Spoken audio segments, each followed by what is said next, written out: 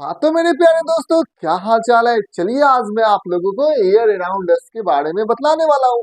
तो सबसे पहले हम लोग देखेंगे इम्पोर्टेंस ऑफ एयर। आप यहाँ पर आप देख सकते हैं कि जितने भी लिविंग बींग्स हैं उन सबको एयर की रिक्वायरमेंट होती है। जैसे मैं आपसे कहूँ कि कुछ समय के लिए आप अपने सांस को रुकिए। जैसे ही आप अपने सांस को रुकेंगे, जैसे कि मैंने किया हुआ है अभी, तो आप पाएंगे कि आपको सफोकेशन हो रहा है। तो आप समझ लीजिए कि यदि हमें चंद मिनट भी एयर नहीं मिलेगा ना, तो हमारा राम नाम सत्य हो जाएगा। ठीक है। अब दूसरा पॉइंट है, मैं आपसे एक सवाल पूछना चाहता हूँ, क्या आप एयर को देख सकते हैं क्या? तो आपका जवाब है, अरे कहाँ, एयर तो हमें कोई दिखाई नहीं दे रहा है। तो हम लोग क्या कर सकते हैं, एयर को देख नहीं सकते हैं। अब तीसरा जो पॉइंट है, we can feel its presence. हम एयर के प्रेजेंस को फील कर सकते हैं। अब एयर के प्रेजेंस को कैसे फील कर सकते हैं? सबसे पहले तो हम सांस ले रहे हैं, रिस्पिरेशन कर रहे हैं, तो एयर तो वहां पर है, तभी तो हम सांस ले पा रहे हैं। साथ ही साथ आप देखिए, जैसे कुछ पेजेस हो गए, आप फैन को ऑन करिए, तो क्या होगा, जो पेजेस होंगे वो फटफटाएंगे, फटफट फटफट फटफट फटफट पेजेस जो है वो उड़ रहे हैं।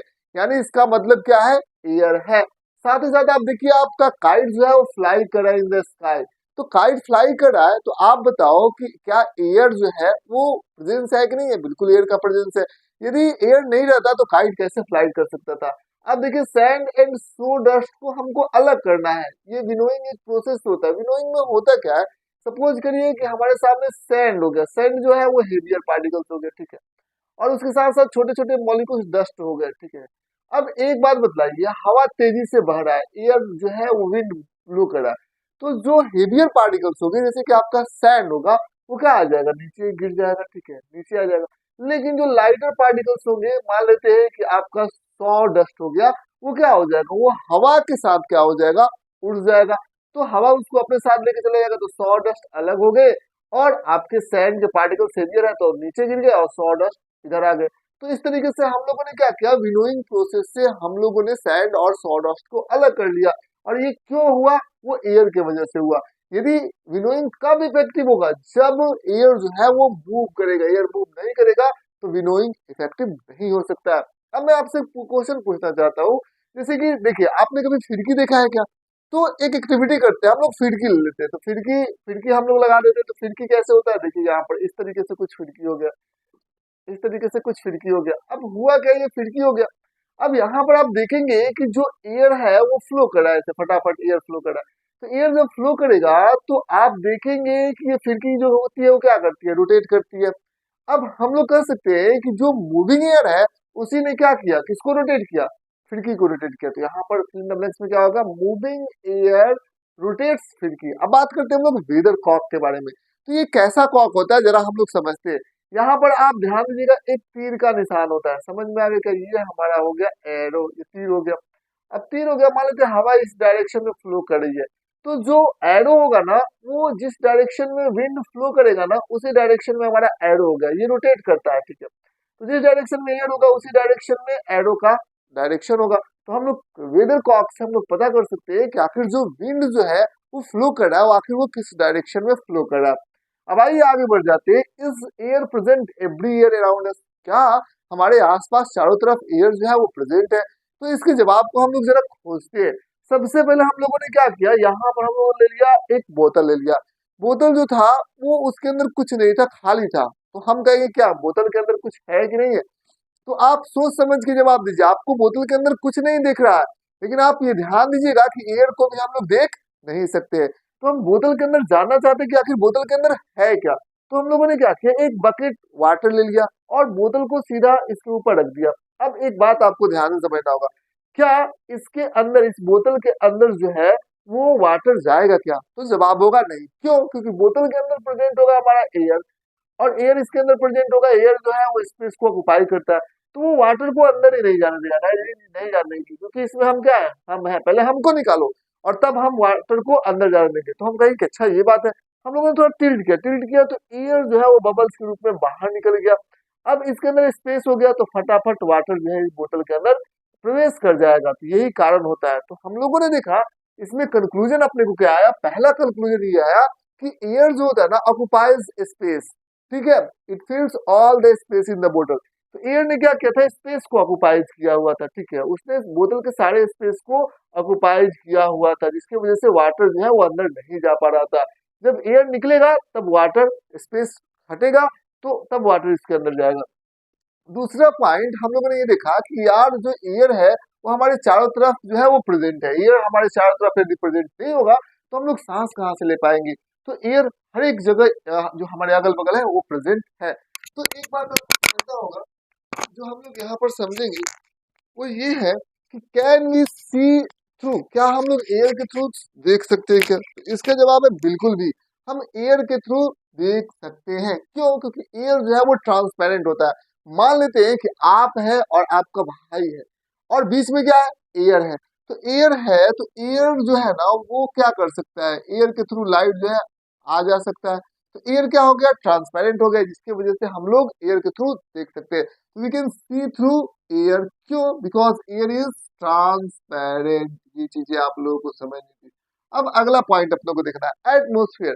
देखिए जो हमारा अर्थ होता है ना वो चारों तरफ से थिन लेयर ऑफ एयर से वो सराउंडेड है, जो हमारा अर्थ है। और क्यों थिन लेयर ऑफ एयर से सराउंडेड है? सपोज करिए या अपने को अर्थ हो गया, तो अर्थ हो गया ना, तो यहाँ पर आप देखेंगे कि एयर का लेयर है, एयर का लेयर है, समझ में आ गया, ये एयर का अपने को लेयर हो गया। तो इसी को हम लोग क्या बोलते हैं, एटमोस्फियर बोलते हैं। तो देखिए एटमोस्फियर जो होता है ना वो कई kilometre above the earth surface के ऊपर होता है, ठीक है। अब कई kilometre above the surface of the earth होता है, ऐसा क्यों होता है? देखो हमारे सामने क्या होता है ना, अर्थ है, अर्थ के पास क्या होता है, मास होता है। और एयर के पार्टिकल्स के पास भी क्या होता है, मास होता है, जिसके वजह से ग्रेविटेशनल फोर्स के कारण जो एयर के पार्टिकल्स हैं उसको अर्थ ने खींच कर रखा हुआ है। लेकिन जैसे जैसे आप ऊपर चले जाएंगे तो जो ग्रेविटेशनल फोर्स ऑफ अट्रैक्शन होगा, जो एयर के पार्टिकल्स को बांध के रखा हुआ है, वो वीक पड़ते चला जाएगा। और वीक पड़ते चला जाएगा तो हम लोग कहेंगे कि जब हम ऊपर की तरफ मूव करेंगे एटमॉस्फेयर में, तो होगा क्या कि एयर गेट्स रेयरर, कम से कम हमें एयर मिलेगा। अब देखिए जो अपने माउंटेनियर्स होते हैं अपने साथ क्या कैरी करते हैं, ऑक्सीजन का सिलेंडर। क्यों कैरी करते हैं? क्योंकि जब वो ऊपर जाएंगे माउंट एवरेस्ट पर यदि चढ़ेंगे तो क्या होगा, आप देख सकते हैं कि लेयर ऑफ द एयर क्या हो रहा है, एकदम एकदम बिल्कुल भी वीक हो जा रहा है। एयर ऊपर मिलेगा ही नहीं, इसलिए अपने साथ ऑक्सीजन लेके जाते हैं, क्योंकि रेस्पिरेशन तो करना पड़ेगा, सांस तो लेना पड़ेगा। इसीलिए वो एयर का जो सिलेंडर है ऑक्सीजन का वो लेके चले जाते हैं। अब आइए, what is air made up of. अब हम लोग को मालूम है कि एयर जो है वो है, तो एयर आखिर किस चीजों से मिलकर बना हुआ है? चलिए इस चीज को हम लोग जरा समझते हैं। तो सबसे पहला बात, जो पीपुल जो होते थे लोग सोचा करते थे कि एयर जो है वो एक सिंपल सब्सटेंस होता है, जैसे कि हमारा सब्सटेंस हो गया। लेकिन आगे चलकर लोगों को मालूम चला कि अरे यार एयर एक सब्सटेंस नहीं होता है, लेकिन ये एक मिक्सचर होता है, कई सारे गैसेस का एयर जो है वो मिक्सचर होता है।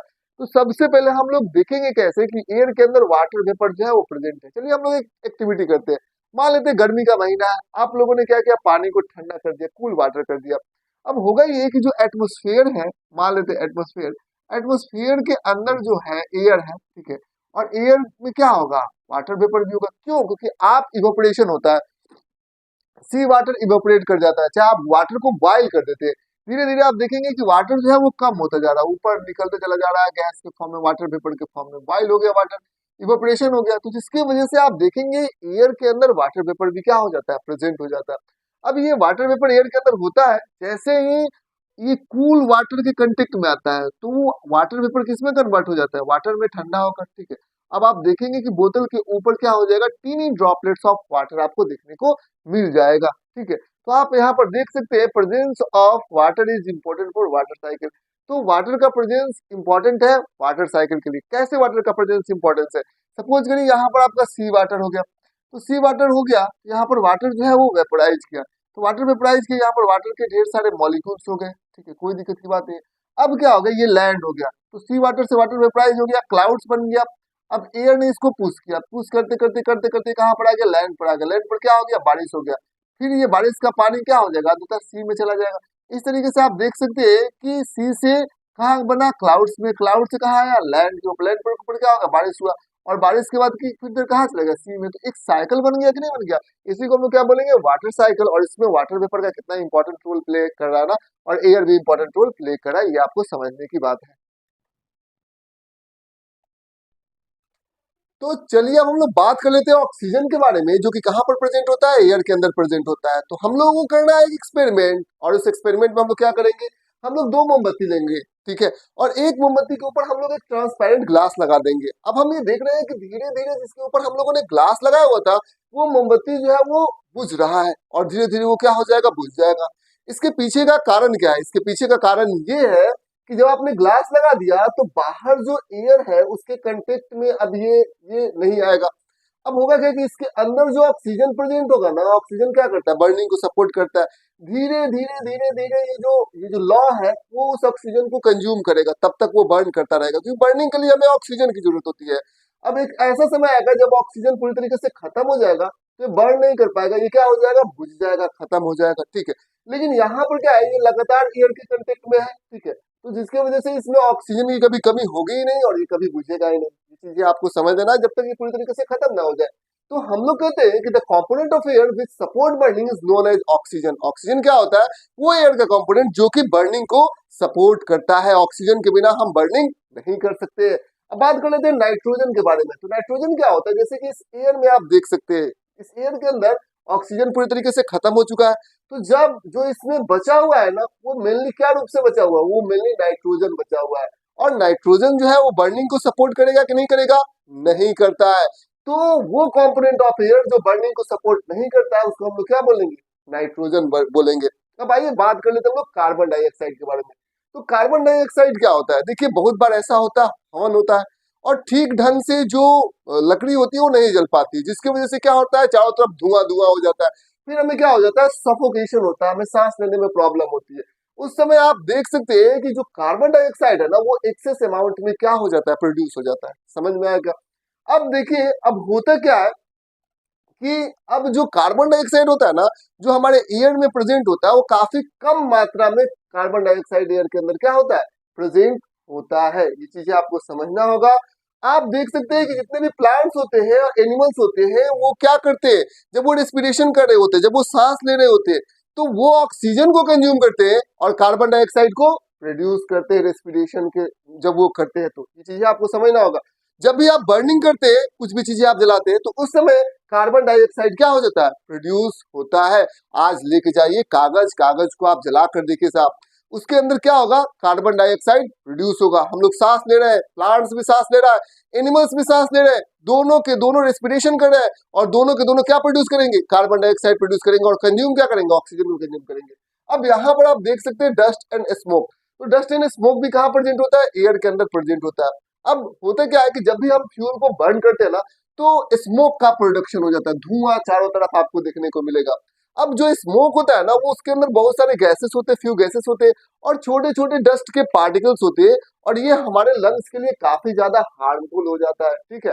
पहले के लोग गोईठा से यूज करते थे और अपने घरों में खाना बनाया करते थे, जिसकी वजह से काफी ज्यादा स्मोक जो है वो प्रोड्यूस होता है, और वो स्मोक्स उनके लिए काफी ज्यादा हार्मफुल होता था। तो हम लोग क्या करते हैं, चिमनी का यूज करते हैं। चिमनी क्या होता है, फैक्ट्रीज के अंदर क्या होता है ना, कि हम लोग एक लंबा पाइप बना देते हैं, ठीक है, और उसके अंदर से स्मोक्स निकलता है और वो बाहर चला जाता है। देखिए चिमनी जो है वो हम लोगों के लिए तो काफी ज्यादा यूजफुल है, क्योंकि हम लोग तो यहाँ पर है, तो ये धुआं से हम लोग बच जाते हैं। लेकिन जितने भी आपके आप बर्ड्स हो गए, ठीक है, या ऐसे एनिमल्स जो एयर में है, फ्लाई करते हैं, उनके लिए ये चिमनी जो है वो काफी ज्यादा खतरनाक होता है। ये चीजें आप, ये एयर जो हो गया वो क्या हो गया, प्रदूषित हो गया, ठीक है, पॉल्यूटेड एयर हो गया, और वो पॉल्यूटेड एयर बर्ड्स को मिलेगा, जो कि उनके लिए काफी ज्यादा हार्मफुल होगा। अब आइए हम लोग एक एक्टिविटी करते हैं। इस एक्टिविटी में अपने को करना क्या है कि एक छोटा सा होल करना है, ठीक है। समझ लीजिए कि रोशनी दान है, तो रोशनी दान हो गया, छोटा सा होल हो गया। अब होल हो गया तो आप देखेंगे कि यहाँ से क्या हो रहा है, यहाँ से लाइट आ रहा है। तो लाइट आ रहा है तो आप बहुत सारे डस्ट पार्टिकल्स को देखेंगे, इधर उधर इधर उधर बहुत सारे डस्ट पार्टिकल्स को आप देखेंगे। समझ में आ गया।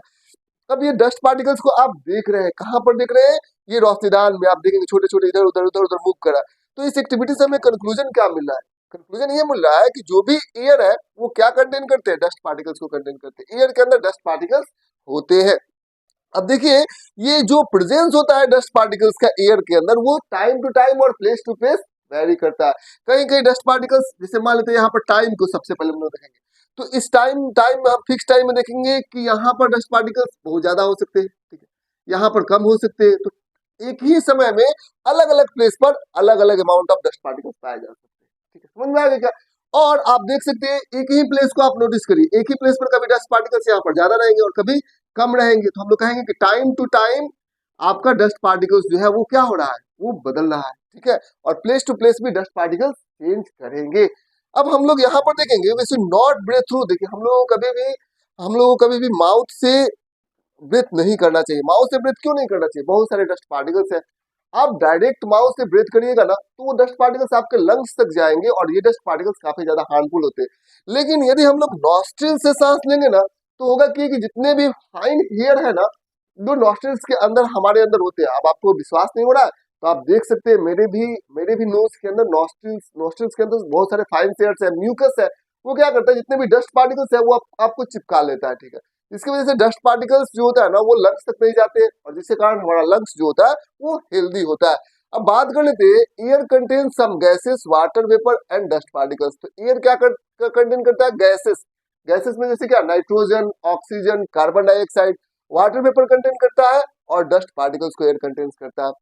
The gases in air is mainly nitrogen. Nitrogen जो होता है ना वो 78% होता है गैस जो एयर के अंदर होता है, और एयर के अंदर जो ऑक्सीजन होता है वो 21% होता है। और बाकी रिमेनिंग क्या होते हैं, कार्बन डाइऑक्साइड और थोड़े मोड़े और बहुत सारे गैसेस जो है वो होते हैं।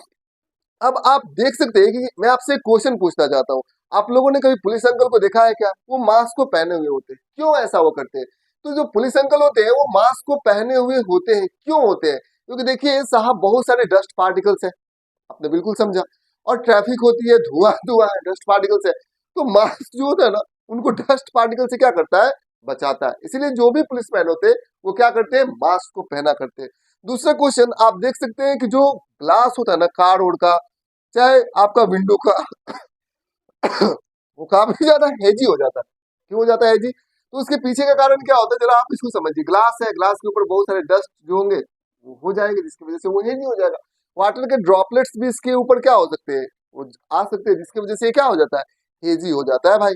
अब आइए, why we wrap a woollen blanket over a burning object. किसी भी बर्निंग ऑब्जेक्ट के ऊपर यदि वुलन ब्लैंकेट हम लोग रैप कर देंगे तो उससे क्या होगा, होगा ये कि ऐसा करने से आपने क्या किया, ऑक्सीजन को और उस बर्निंग ऑब्जेक्ट को अलग अलग कर दिया। अब उस बर्निंग ऑब्जेक्ट को ऑक्सीजन मिलेगा नहीं क्योंकि आपने उसको ब्लैंकेट से ढक दिया। तो होगा ये कि क्या हो जाएगा, बर्निंग जो है वो स्टॉप हो जाएगा, बर्निंग जो है वो खत्म हो जाएगा। ये चीजें आपको समझ में आ गई क्या। अब देखिए कंपोजिशन ऑफ एयर को हम लोग जरा समझ लेते हैं। एयर में 78% नाइट्रोजन होता है, 21% ऑक्सीजन होता है और 1% carbon dioxide, water vapour and other gases होते हैं। This is the composition of air. तो चलिए अब हम लोग जानेंगे किस तरीके से जो प्लांट्स होते हैं और एनिमल्स होती हैं जो वाटर के अंदर रहते हैं, या बहुत सारे ऐसे एनिमल्स होते हैं जो सॉइल के अंदर रहते हैं, जैसे कि हमारा अर्थवर्म्स हो गया, और फिशेस को देखिएगा तो वो जो है वो वाटर के अंदर रहते हैं। तो आखिर उनको ऑक्सीजन मिलता कहाँ से, क्योंकि उनको भी रेस्पिरेशन करने के लिए तो ऑक्सीजन की रिक्वायरमेंट होगी। तो चलिए हम लोग यहाँ पर देखेंगे। सबसे पहले हम लोग ले लेते हैं एक कंटेनर, कंटेनर के अंदर रख देते हैं हम लोग वाटर, और वाटर को करते हैं हम लोग हीट। तो हीट करेंगे ना तो होगा ये कि इसके अंदर से एयर जो होगा ना वो बुलबुला जो है वो निकलेगा। तो बुलबुले में क्या है, एयर है, तो एयर स्कैप्स कर रहा है। तो इसका मतलब क्या है कि इस वाटर के अंदर डिजॉल्व फॉर्म में ऑक्सीजन था, और इसी ऑक्सीजन को जो फिशेस है या जो वाटर के अंदर रहने वाले प्लांट्स है वो यूज करते हैं रेस्पिरेशन के लिए। अब आइए आगे बढ़ जाते हैं, हम लोग एक एक्टिविटी करते हैं। इस एक्टिविटी में अपने को करना क्या है, करना ये है कि हम लोग यहाँ पर देखेंगे कि जो हमारे घर के अगल बगल में कुछ सॉइल है, सॉइल को लेके आइए। सॉइल क्या होता है, बुड़बुड़ा होता है, उसके अंदर स्पेस होता है, तो स्पेस के अंदर क्या आता है, हमको ऑक्सीजन आता है। अब उस सॉइल को हम लोग डाल देते हैं एक कंटेनर में जिसके अंदर वाटर है, तो सेम बुलबुला हम लोग देखेंगे उस कंटेनर के अंदर। वो इस बात को बता रहा है कि साहब वाटर के अंदर क्या है, जो सॉइल है, सॉइल में क्या है, एयर था, और जिसको अर्थवर्म्स जो होता है जो सॉइल के अंदर रहते हैं उसी ऑक्सीजन को लेते हैं फॉर रेस्पिरेशन, ठीक है। तो the organism that live inside the soil and plants root respires in the air. तो जो ऑर्गेनिज्म जो प्लांट्स के रूट में रहते हैं, चाहे जो ऑर्गेनिज्म सॉइल के अंदर रहते हैं, और सॉइल के अंदर हमारे पास ऑक्सीजन होता है और उसी ऑक्सीजन से वो रेस्पिरेशन का कार्य को अंजाम देते हैं। अब आइए आगे बढ़ जाते हैं। बहुत बार ऐसा होता है कि विडोज होते हैं, होल्स होते हैं, तो होल्स के अंदर स्पेस होते हैं और उसी स्पेस के अंदर क्या होता है, एयर होता है, ठीक है। और उस स्पेस को हम जो एनिमल्स होते हैं जो सॉइल के अंदर डीप होते हैं वो अंदर रहते हैं और उसी ऑक्सीजन का यूज करके वो रेस्पिरेशन का काम करते हैं। जो अर्थवार्म्स होता है, जैसे रेनी सीजन होता है, रेनी सीजन में आप क्या देखते हैं कि जो अर्थवार्म्स होता है ना वो बाहर आ जाता है। उसके पीछे का कारण क्या होता है? उसके पीछे का कारण ये होता है कि जब भी पानी जब होता है, पानी जब वर्षा होती है तो वाटर जो होता है वो सॉइल के अंदर चला जाता है, जिसके वजह से जो ऑक्सीजन था वो ऊपर आ जाता है। ठीक है, ऑक्सीजन खत्म हो जाता है। अब रेस्पिरेशन करने के लिए जितने भी अर्थवर्म्स होते हैं ना वो सॉइल से बाहर आते हैं। स्नेक्स भी आप देखेंगे प्राय बरसात के दिनों में बाहर चले जाते हैं, क्योंकि उनको रेस्पिरेशन करने के लिए ऑक्सीजन मिलता ही नहीं है, क्योंकि स्पेस को जो है वाटर जो है वो ऑक्यूपाई कर लेता है। अब बात कर लेते हैं how is the oxygen in atmosphere replace. तो ऑक्सीजन एटमोस्फियर में रिप्लेस कैसे होता है? हमने देखा किस तरीके से प्लांट्स भी रेस्पिरेशन के लिए ऑक्सीजन चाहिए होता है, किस तरीके से एनिमल्स को भी रेस्पिरेशन के लिए ऑक्सीजन चाहिए होता है। तो आखिर ये ऑक्सीजन जो है वो रिप्लेस कैसे होगा एटमोस्फियर को? तो मैं आपको बताने जा रहा हूँ, जब भी प्लांट्स फोटोसिंथेसिस करता है तो उस समय वो ऑक्सीजन को प्रोड्यूस करता है। ठीक है, लेकिन जब भी प्लांट्स या एनिमल्स जो है वो रेस्पिरेशन करता है तो वो ऑक्सीजन को कंज्यूम करता है। ठीक है, तो यहाँ पर आप देख सकते हैं कि फोटोसिंथेसिस में प्लांट्स ऑक्सीजन प्रोड्यूस कर रहा है, वहीं पर रेस्पिरेशन में प्लांट्स जो है वो ऑक्सीजन को कंज्यूम कर रहा है। लेकिन जो ऑक्सीजन प्लांट्स प्रोड्यूस करता है वो ज्यादा होता है एज कंपेयर टू ये जितना कंज्यूम करता है, जिसकी वजह से हम लोग कहते हैं कि प्लांट्स होता है ना वो ऑक्सीजन का प्रोड्यूसर होता है। समझ में आया क्या? अब आइए आगे बढ़ जाते हैं हम लोग विंड मिल के बारे में। तो ये देखिए एक विंड मिल होता है, आप चले जाएंगे रेगिस्तान में चले जाएंगे तो विंड मिल वहां पर लगाई जाती है। क्यों? क्योंकि रेगिस्तान के अंदर काफी तेजी से हवा बहती है और वो जो हवा होती है ना वो इसको रोटेट कराती रहती है। ठीक है, अब ये रोटेट करेगा तो क्या प्रोड्यूस करेगा? इलेक्ट्रिसिटी प्रोड्यूस करेगा। समझ में आया ना? तो ये चीजें आपको ध्यान से समझना होगा कि विंड मिल को विंड जो है वो रोटेट करता है और जिसकी वजह से ये क्या प्रोड्यूस करती है? इलेक्ट्रिसिटी प्रोड्यूस करती है, जो हमारे यूज के लिए आता है। और ये काफी ज्यादा नॉन रिन्यूएबल, ये क्या होता है? ये एयर से इलेक्ट्रिसिटी प्रोड्यूस होती है, तो ये तो अच्छा है ना, नेचुरल रिसोर्स से हो रही है। ठीक है, इसमें कोई दिक्कत की बात नहीं है। अब देखिए यूजेज ऑफ एयर, एयर का यूज क्या होता है? तो सबसे पहला यूज क्या होगा? इससे हम लोग इलेक्ट्रिसिटी को जनरेट करते हैं, ज्यादा से ज्यादा इलेक्ट्रिसिटी इससे हम लोग जनरेट कर सकते हैं। साथ ही साथ जो होता है ना बर्ड्स फ्लाई करती है एयर के अंदर। एयर के अंदर क्या करती है? बर्ड्स जो होती है वो फ्लाई करती है। क्यों? एयर की वजह से। यदि एयर ना हो तो बर्ड्स जो है वो फ्लाई नहीं कर सकती है। देखिए जो सीड्स होते हैं, मान लेते हैं पेड़ है, पेड़ के नीचे ही सीड सारे गिर जाएंगे, लेकिन बिकॉज ऑफ एयर सीड का डिस्पर्जल होता है, चारों तरफ सीड जो है वो फैल जाता है एयर की वजह से, जिसकी वजह से चारों तरफ पेड़ पौधे उगते हैं। और हम लोग कह सकते हैं कि डिस्पर्जल ऑफ सीड में एयर जो है इंपॉर्टेंट रोल को प्ले करती है। साथ ही साथ आप देख सकते हैं वाटर साइकिल में एयर इंपॉर्टेंट रोल प्ले करती है। कैसे एयर इंपॉर्टेंट रोल प्ले करती है? जैसे कि मान लेते हैं कि यहाँ पर हमारा लैंड हो गया और यहाँ पर वाटर हो गया, मान लेते हैं सनलाइट आया तो वाटर वेपराइज होकर ऊपर चला गया और क्लाउड्स फॉर्मेशन किया। एयर इसको धक्का देगा तो ये वाटर कहाँ आएगा? लैंड के ऊपर आएगा और फिर यहाँ पर पानी आ जाएगी, पानी आएगी, यही पानी फिर सी में चली जाएगी। इस तरीके से फिर सी से क्लाउड में, क्लाउड से फिर लैंड पर एयर के द्वारा आ जाएगा, फिर बारिश होगी, फिर ये सी में चली जाएगी। इस तरीके से वाटर साइकिल में एयर का इंपॉर्टेंट रोल प्ले होता है। समझ में आ गया? ये चैप्टर का एंड हो गया।